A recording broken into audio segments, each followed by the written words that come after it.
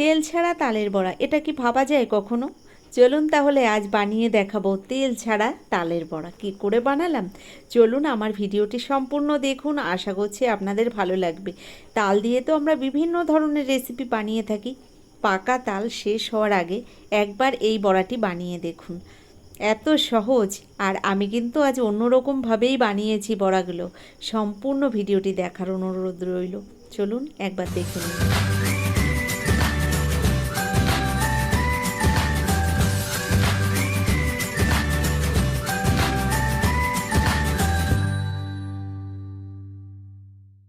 আজকের রেসিপিটি তৈরি করার জন্য এখানে প্রথমেই দরকার তালের পাল্প। তো এখানে আপনাদের আগে একবার আমি বলেছিলাম তাল কি করে আপনারা স্টোর করে রাখবেন। তো আমি কিন্তু টিফিন কৌটা ভরে ডিপ ফ্রিজে এই তাল স্টোর করে রেখেছিলাম, সেখান থেকেই তালটাকে বের করে আজ এই রেসিপিটি তৈরি করছি। এখানে 4 হাতা পরিমাণে তাল দিয়ে দিলাম কড়াইয়ের মধ্যে, আর এখানে কিন্তু কাঁচা তালই রয়েছে। তালটাকে ভালো করে আমি জাল করে নেব। স্বাদ মতো দিয়ে দিলাম লবণ, তার সঙ্গে দিয়ে দিলাম 6 চামচ পরিমাণে চিনি। লবণ চিনি দেওয়ার পরে তালটাকে সুন্দর করে এভাবে জাল করে নেব কিছুক্ষণ টাইম ধরে। তো এভাবে কিছুক্ষণ টাইম ধরে আমি জাল করে নিচ্ছি। এর মধ্যে এবার দিয়ে দেব দুধ।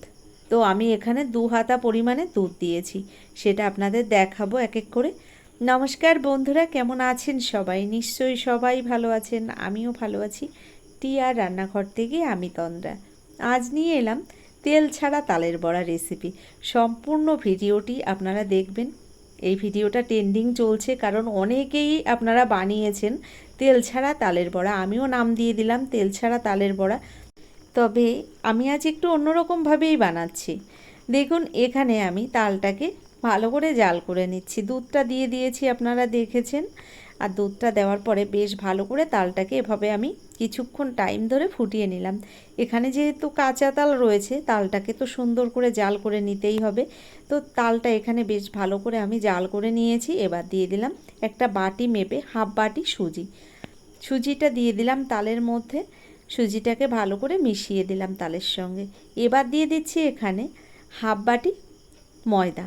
তো যে বাটি মেপে আমি এখানে সুজিটা ব্যবহার করেছিলাম, ওই বাটি মেপেই আমি হাফ বাটি ময়দা দিয়ে দিলাম। বেশ ভালো করে সুজি আর ময়দাটাকে তালের সঙ্গে মিশিয়ে নিলাম। তো দেখুন এখানে ডোটা প্রায় তৈরি হয়ে গেছে। এবার এই ডোটাকে আমি নামিয়ে ঠান্ডা করে নেব। তো দেখুন আপনারা দেখে বুঝতে পাচ্ছেন ডোটা কিন্তু পুরোপুরি রেডি হয়ে গেছে। এই ডোটাকে নামিয়ে নিয়ে আমি একটা পুর বানিয়ে নেব। তো ওই পুরটা কিন্তু আর আপনাদের দেখালাম না। তো এখানে আমি কিছুটা নারকোল নিয়েছিলাম, ওই বাটি মেপে হাফ বাটি পরিমাণে আমি নারকোল কোড়া নিয়েছি, আর তার সঙ্গে একটু গুড় দিয়ে জাল করে নিয়েছি। তো এভাবে আমি পুরটাকেও রেডি করে নিলাম। পুরটা এখানে রেডি হয়ে গেছে, আর এই পুরটাকে নামিয়েও আমি ঠান্ডা করে নিয়ে তারপরে এই রেসিপিটি তৈরি করব। বন্ধুরা আপনারা অনেকে অনেক রকমভাবেই এই রেসিপিটি বানিয়েছেন, তবে আমি যেভাবে তৈরি করেছি সেটাই আপনাদের দেখাচ্ছি। আমি একটু অন্যরকমভাবেই তৈরি করলাম। এখানে যে আমি ডোটা রেডি করেছিলাম সেটাও আমি ঠান্ডা করে নিয়েছি, নারকোলের পুরটাও এখানে ঠান্ডা করে নিয়েছি। এবার এই ডোটাকে আমি সুন্দর করে মেখে নিচ্ছি। অল্প পরিমাণে একটু ময়দা দিয়েছি, আর ময়দা দিয়ে ভালো করে মেখে নেব। তো বন্ধুরা এখানে দেখুন ডোটা একটু নরম মনে হচ্ছে, তো আমি এর মধ্যে আর নতুন করে ময়দা ব্যবহার করব না। আমি এখানে 1 চামচ পরিমাণে ঘি দিয়ে দেব। তো ঘি দিয়ে দিলে এখানে কিন্তু ডোটা মেখে নিতে আর কোনো রকম অসুবিধা হবে না। এভাবে আমি ভালো করে ডোটাকে সুন্দর করে মেখে নিয়েছি, আর মাখাটা দেখে বুঝতে পাচ্ছেন সুন্দরভাবেই কিন্তু এখানে মাখাটা রেডি হয়ে গেছে। বন্ধুরা অনেকে তাল খেতে কিন্তু ভীষণ পছন্দ করে, আবার অনেকেই আছে তালের কোনো রেসিপি খেতেই চায় না। যেমন আমার বাড়িতে কিন্তু তালের কোনো রেসিপি কেউ পছন্দ করে না, একাই আমি একটু পছন্দ করি। তো একবার বছরে তাল এলে সেই তালটাকে কিন্তু আমি এভাবে স্টোর করে রেখে দিই। দেখুন এখানে আমি যে ডোটা রেডি করেছিলাম, ডোটা কিন্তু পুরোপুরি রেডি হয়ে গেছে, মেখে নিয়েছি সুন্দর করে। আর এদিকে যে নারকেলের পুরটা বানিয়ে রেখেছিলাম, এই পুরটা থেকে আমি ছোট ছোট নাড়ুর মতো করে বানিয়ে নিচ্ছি। দেখুন একই শেপে আমি বেশ কয়েকটা নাড়ু বানিয়ে নিচ্ছি।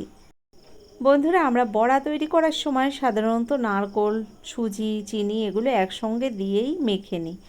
তো আমি এখানে আলাদাভাবে এই পুরটা বানিয়ে নিলাম একটাই কারণে, এই যে আমি বড়াগুলো তৈরি করছি, এই বড়াগুলো কিন্তু ভেতরে যদি একটু পুর থাকে আমার মনে হলো যেটা খেতে তাহলে আরও সুন্দর হবে, তাই আমি এভাবেই বানিয়েছি। এখানে দেখুন নারকোল থেকে আমি নাড়ুগুলোও বানিয়ে নিয়েছি। এবার যে ডোটাকে আগেই আমি মেখে রেখেছিলাম এই ডোটা থেকে ছোট ছোট লেচি কেটে নিচ্ছি। একই সাইজে আমি লেচিগুলো এভাবে কেটে নিচ্ছি। এই রেসিপিটি তৈরি করা কিন্তু খুব সহজ। আপনারা হয়তো দেখে মনে করছেন খুব কঠিন একটা কাজ, তবে না, এটা কিন্তু খুব সহজ একটা রেসিপি। আপনারা মন চাইলে এভাবে কিন্তু ঝটপট বানিয়ে নিতে পারেন। দেখুন লেচিগুলো সব তো বানিয়ে নিয়েছি।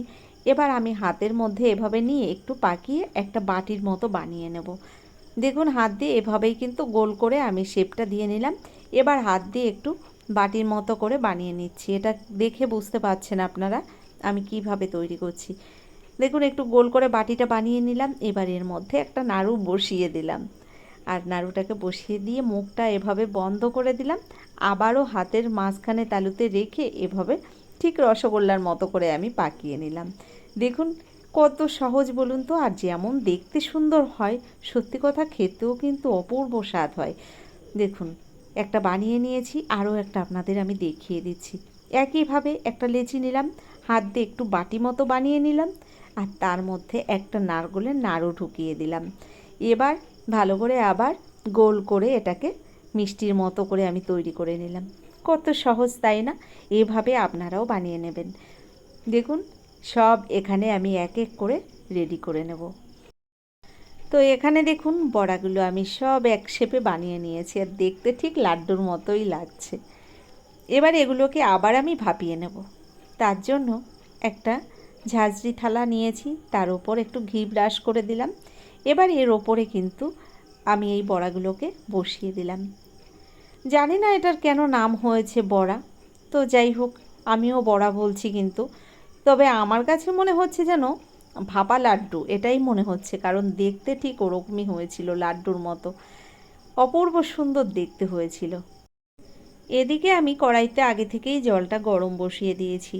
এই জলের ওপরে থালাটাকে আমি বসিয়ে দিলাম, তার উপর ঢাকনা বন্ধ করে আমি 5 মিনিট রেখে দিয়েছি। গ্যাসের ফ্লেমটাকে হাই ফ্লেমে রেখে 5 মিনিট আমি ভাপিয়ে নিয়েছি। আর দেখুন আমার তেল ছাড়া বড়া কিন্তু রেডি হয়ে গেছে। দেখতে কি দারুণ লাগছে না বলুন তো? একদম ধোয়া ওঠা গরম গরম এখানে বড়া কিন্তু তৈরি হয়ে গেছে। এগুলোকে এবার আমি একটু ঠান্ডা করে তারপর আপনাদের দেখাবো। তো বন্ধুরা কেমন লাগলো আজকের রেসিপিটি অবশ্যই সেটা কিন্তু আমাকে লিখে জানাবেন। যদি আমার এই ভিডিওটি ভালো লেগে থাকে, এখনও একটা লাইক দিতে ভুলে গেছেন, অনুরোধ করব একটা লাইক দিয়ে যারা এখনও চ্যানেলটিকে সাবস্ক্রাইব করেননি অবশ্যই আমার চ্যানেলটিকে সাবস্ক্রাইব করে আমার ভিডিওর পাশে থাকা বেল আইকনটি ক্লিক করে নোটিফিকেশানটা অল করে দেবেন। তাহলে কি হবে, আমার ভিডিও আপলোড করার সঙ্গে সঙ্গে তার নোটিফিকেশানটা আপনার কাছে পৌঁছে যাবে, আপনি টাইম মতো ভিডিওটা দেখে নিতে পারবেন। এছাড়া আপনাদের বন্ধুবান্ধবের মধ্যেও আমার এই ভিডিওটা শেয়ার করে দিতে পারেন। তো বন্ধুরা আজকের মতো এই পর্যন্তই।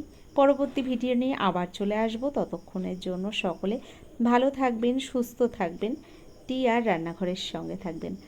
অসংখ্য ধন্যবাদ এতক্ষণ ধরে আমার সঙ্গে থাকার জন্য।